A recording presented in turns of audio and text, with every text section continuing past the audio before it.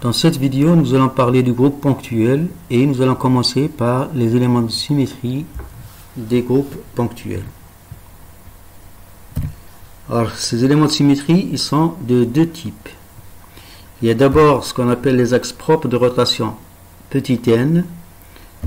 Alors, ces axes propres, ils vont faire coïncider le cristal avec lui-même suite à une rotation d'un angle 2π sur n autour de l'axe, avec n entier positif et qui est en même temps l'ordre de l'axe. Le deuxième type, c'est les axes impropres de rotation qu'on appelle n bar ou bien qu'on note n bar. On les appelle aussi axes de rotation inversion. Donc l'axe impropre de rotation, c'est n bar, il va faire coïncider le cristal avec lui-même suite à une rotation d'un angle 2π sur n autour de cet axe, suivi d'une inversion par rapport à un point situé sur l'axe. Donc n, c'est un entier positif toujours et il est égal à l'ordre de l'axe. De toute façon, pour ces axes impropres, on va voir que l'ordre peut changer si n est impair ou pair. Alors, vous avez donc ici un plan, comme vous le voyez, et un axe n. Donc là, nous sommes dans les axes propres. Nous sommes en train de voir les axes propres. Donc, comment obtenir les positions équivalentes dans le cas des axes propres. Donc, vous avez ici l'axe n. Si je prends une position A1 qui est là, et je vais faire une rotation de 2π sur n.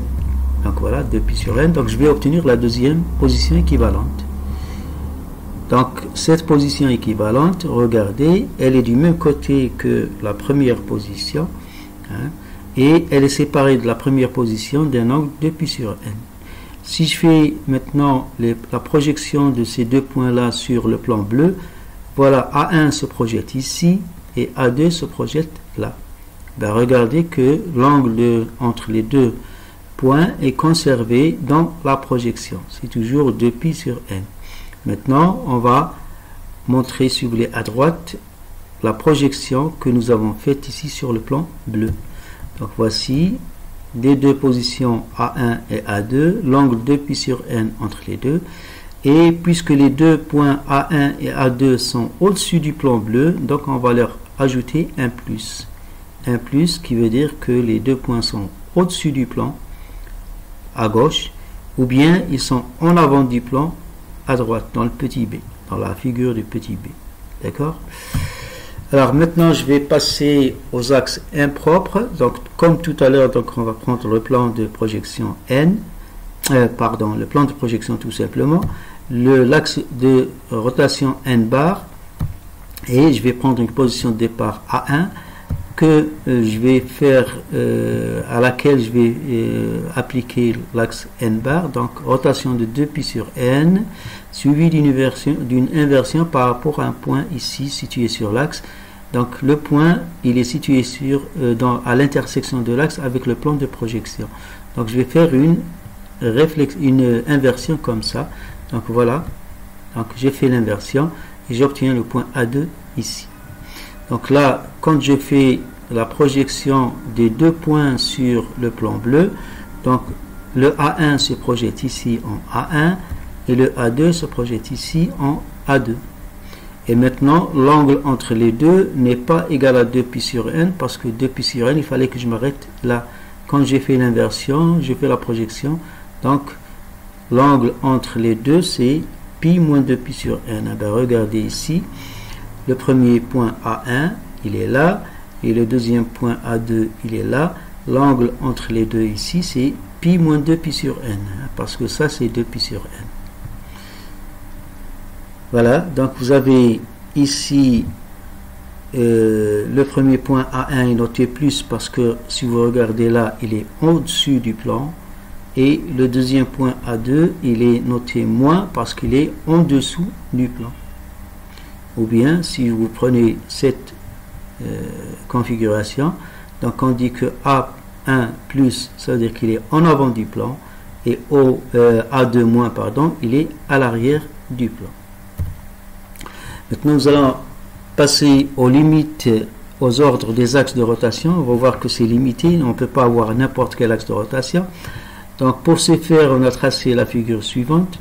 Donc celle-ci, donc nous avons tracé la droite A1, A2, donc la rangée A1, A2, et vous avez trois nœuds, un ici au milieu, l'autre en A1 et le troisième en A2.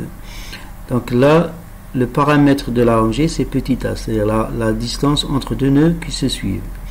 Alors si je fais une rotation de 2π sur n, donc là je considère qu'il y a un axe n perpendiculaire au plan de la figure et ici en haut, il passe en haut.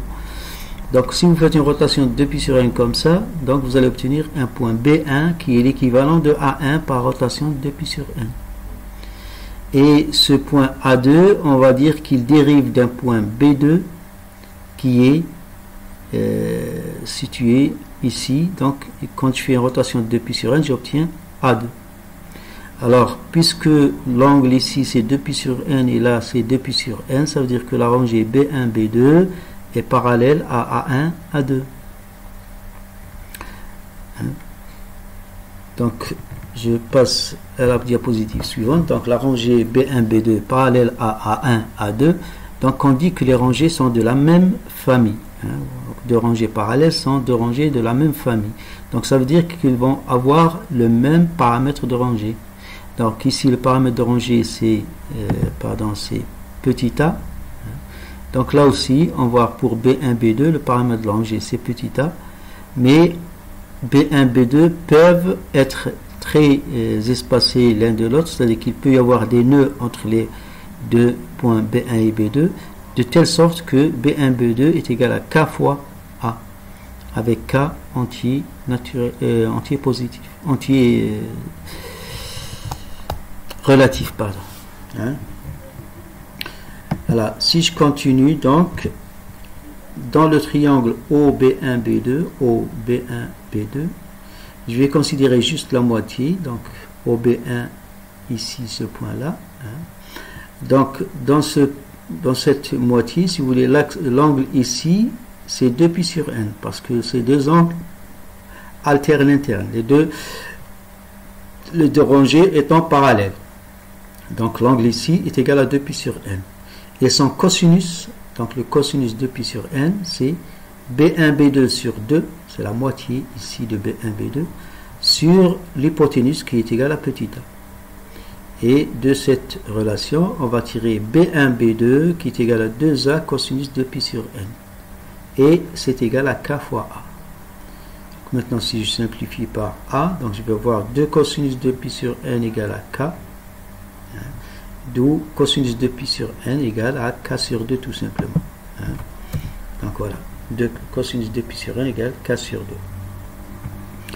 Ben, si je mets les valeur de K, pourquoi j'ai mis moins 2, moins 1, 0, 1 et 2? Parce que la valeur du cosinus est limitée, ou bien elle est majorée par 1 et minorée par moins 1. Donc elle est comprise entre plus 1 et moins 1. Donc pour plus 1, ça veut dire K égale 2. Pour moins 1, K égale moins 2. Et comme K est un entier relatif appartenant à Z, donc il varie de moins 2 à moins 1, à 0, 1 et 2. C'est toutes les valeurs possibles de K. On ne peut pas avoir des valeurs demi-entières ou fractionnaires. Alors, si je continue, donc je vais mettre cosinus 2π sur n dans la deuxième ligne. Donc, si K égale moins 2, cosinus 2π sur n, c'est moins 1. Et ensuite, moins 1 demi, 0, 1 demi, 1. Je continue. Donc, ça veut dire que 2π sur n est égal à 2π sur 2 dans le premier cas, pour cosinus égale moins 1. Et effectivement, c'est un angle égal à pi. Cosinus moins 1, c'est l'angle égal à pi. Mais je l'écris sous forme 2π sur 2 pour noter l'axe, pour faire apparaître l'axe n. Alors, moins 1 demi, c'est le cosinus de 2π sur 3. 0, c'est le cosinus de 2π sur 4, c'est-à-dire pi sur 2. Et 1 demi, c'est le cosinus de 2π sur 6. Et 1, c'est le cosinus de 2π sur 1. Donc là, les axes, c'est ce qu'il y a au dénominateur ici. Donc les voici. Axe 2, axe 3, axe 4, axe 6, axe 1. Il n'y a pas d'autres axes. Donc l'ordre, plutôt les axes sont limités. Hein. Donc les ordres des axes sont limités. Il y en a 5. Hein, donc 1, 2, 3, 4, 6. Il n'y a pas l'axe 5 en cristallographie. Hein, vous le trouvez en symétrie moléculaire, mais pas en cristallographie. Donc les symboles graphiques des axes N sont portés là, donc pour les différents axes. Ça, c'est lorsque l'axe est perpendiculaire au plan de la figure ou bien de la projection. Et là, c'est lorsque l'axe est parallèle au plan de la projection. Donc là, vous avez que l'axe 2 qui peut être parallèle au plan de la projection. Les autres axes, ils sont toujours perpendiculaires. Et vous voyez comment leurs symboles, comment on note ces axes-là, bien comment on les symbolise. Alors maintenant, je vais considérer une maille rectangulaire comme ceci. Je vais définir l'axe 2x comme ça, c'est-à-dire qu'il y a un axe 2x selon A, un axe 2x selon B, c'est-à-dire selon Y. Je vais commencer à partir de ce point-là, cette position-là. Je vais faire tourner cette position autour de 2y, je vais obtenir celle-ci au moins. Ça veut dire que la première ici au plus était en avant du tableau, en avant du plan de la diapositive, et elle passe à l'arrière ici, au moins. Donc si je fais agir maintenant cet axe 2x sur ces deux positions, d'abord celle-ci va venir ici avec un au moins, hein, voilà. Et celle-ci va venir ici avec un O+. Voici. Voilà. Donc là, si je compare ce O+, et ce O+, et ce O- et ce O-, ça veut dire qu'ils dérivent l'un de l'autre par l'opération de symétrie d'un axe 2 qui est perpendiculaire aux deux premiers. C'est-à-dire un axe selon Z. Donc voici. Cet axe-là, il est perpendiculaire aux deux premiers et c'est un axe de Z. Donc on dit que la combinaison ou bien la composition des opérations de symétrie ou bien des axes de symétrie 2x, 2y montre l'existence d'un axe de Z. Voilà. Donc là je vais avoir sur les sommets ici la même chose puisque c'est un système cristallin, donc c'est un réseau cristallin, donc je vais avoir la même chose, le même environnement aux positions équivalentes. Donc on va voir ici la même chose, là aussi, là aussi. Donc on aura les mêmes,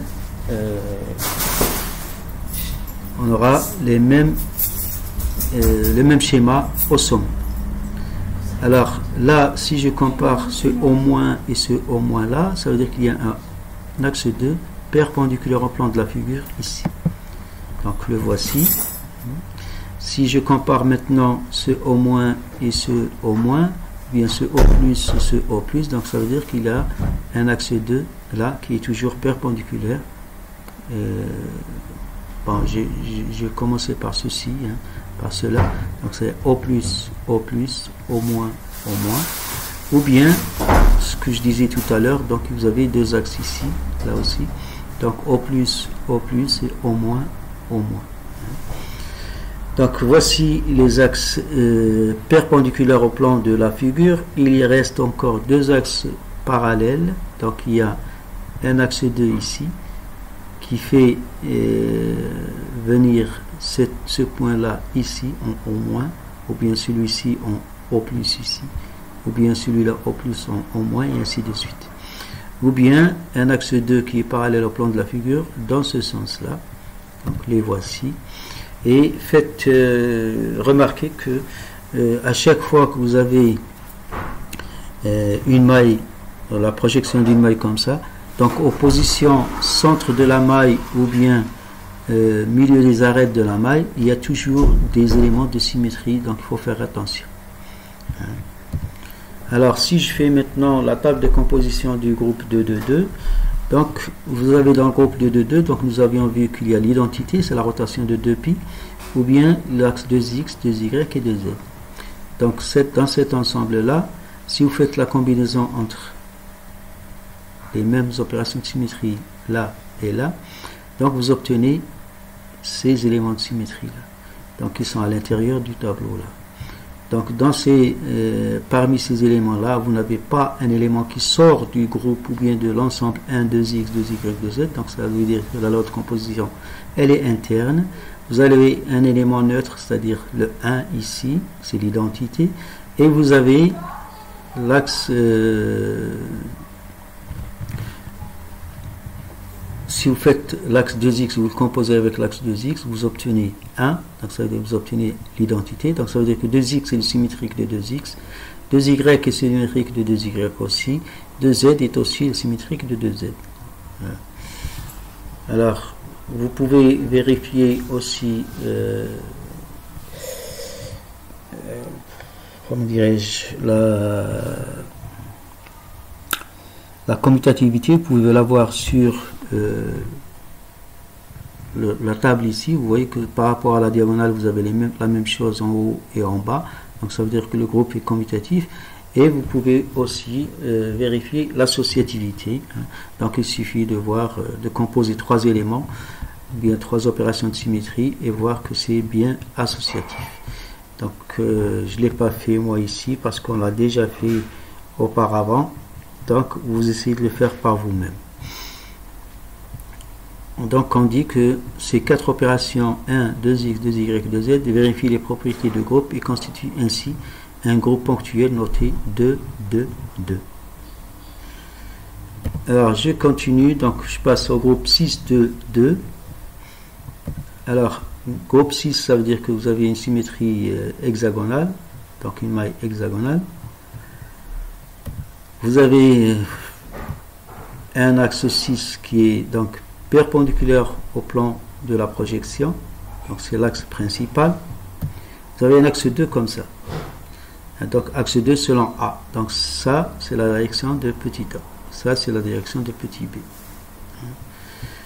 Donc je continue, donc si je prends une position de départ au plus ici, on va voir toutes les positions équivalentes par rotation de 2π sur 6. Donc première rotation, deuxième rotation, troisième rotation, quatrième rotation, cinquième rotation. La 6e rotation va me faire venir ici. Donc je m'arrête. Alors, si je fais maintenant agir cet axe 2 sur cette position-là, donc il va me donner une position équivalente au moins ici. Donc il va faire passer celle qui était à l'avant, ici à l'arrière. Et maintenant, si je fais agir l'axe 6 sur cette position, donc je vais obtenir aussi d'autres positions équivalentes. Les voici, voilà. Donc si je continue, je vais revenir là. Donc ça veut dire je m'arrête. Donc j'ai trouvé les positions équivalentes dans la maille hexagonale et je regarde qu'est-ce que ça peut m'indiquer comme autre élément de symétrie. Donc déjà je peux voir qu'ici il y a un axe 2, au moins, au plus, au moins. Donc un axe 2 comme ça. Donc c'est un axe 2 selon B, parce que ça c'est le côté B de la maille. Donc A et B. Il y a un autre axe 2 qui est comme ça, donc il est selon A plus B, donc selon la direction A plus B. Et il y a d'autres axes, un axe rouge comme ça, donc c'est un axe 2 aussi, mais celui-ci il est selon A moins B, selon la direction A moins B. Un autre axe selon la direction 2A plus B, celui-là, et un troisième axe selon la direction A plus 2B. Donc c'est celui-ci. Donc on voit que c'est il existe donc 3 axes 2 qui sont en noir ici, qui sont équivalents, et 3 axes 2 en rouge qui sont équivalents entre eux aussi. Or les axes noirs et rouges ne sont pas équivalents entre eux parce qu'il n'y a pas une opération de symétrie qui fait superposer un axe à l'autre. Parce que là, les rotations sont de 2π sur 6. Si on fait rotation de 2π sur 6, donc on va faire superposer les axes noirs entre eux et les axes rouges entre eux. Mais les axes noirs ne se superposent pas aux axes rouges. D'ailleurs, vous voyez que les axes noirs passent par les sommets de la maille et les axes rouges passent par les milieux des arêtes. Donc, ils ne sont pas équivalents. Alors là, c'est ce que je viens de dire. Donc, on dit qu'on peut vérifier que l'ensemble des opérations constitue un groupe nommé groupe ponctuel 6 de 2. Donc là, il faut tracer la table de composition et vérifier qu'il s'agit bien d'un groupe. Donc, en vérifiant les propriétés de groupe pour ces opérations de symétrie.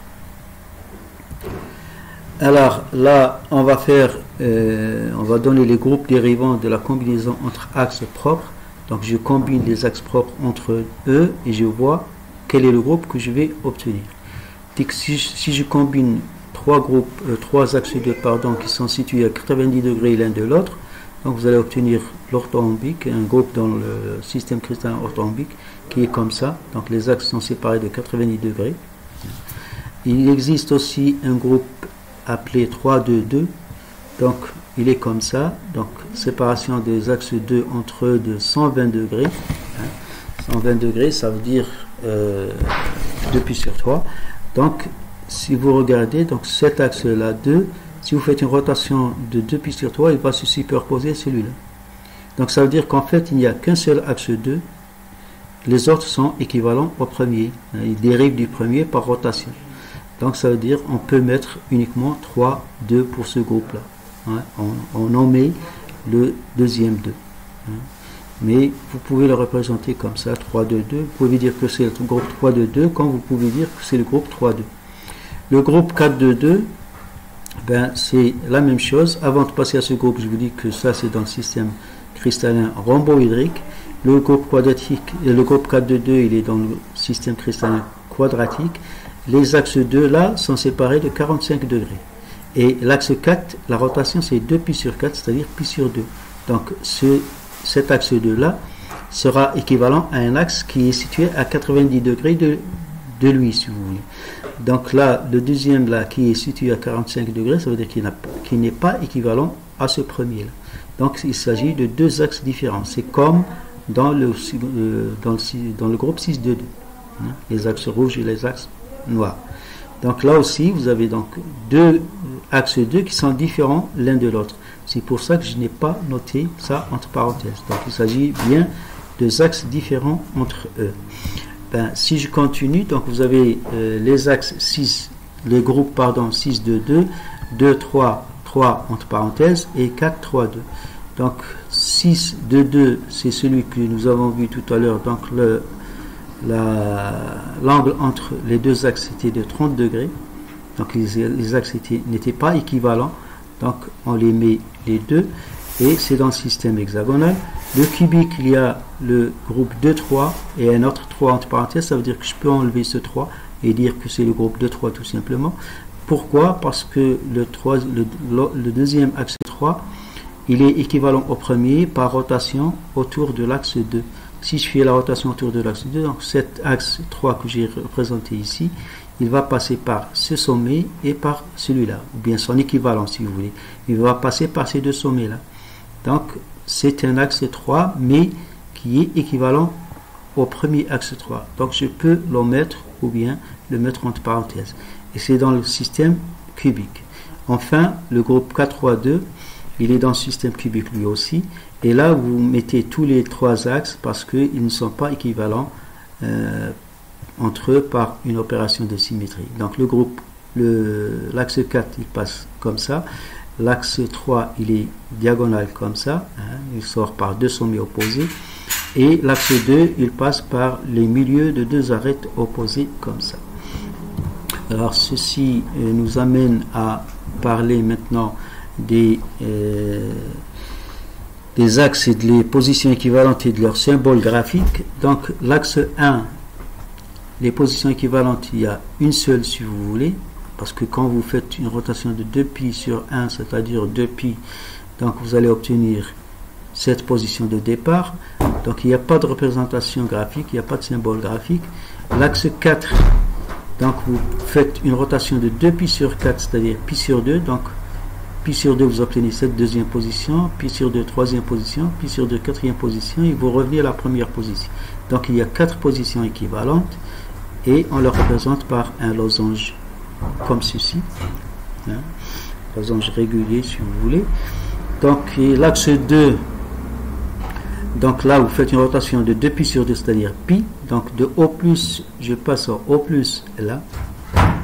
Et je le représente par un ellipsoïde comme ça. Si je mets un autre, je fais subir à cette position une autre rotation de 2 pi sur 2, c'est-à-dire pi, je reviens à la position de départ. Donc il n'y a que deux positions différentes, équivalentes.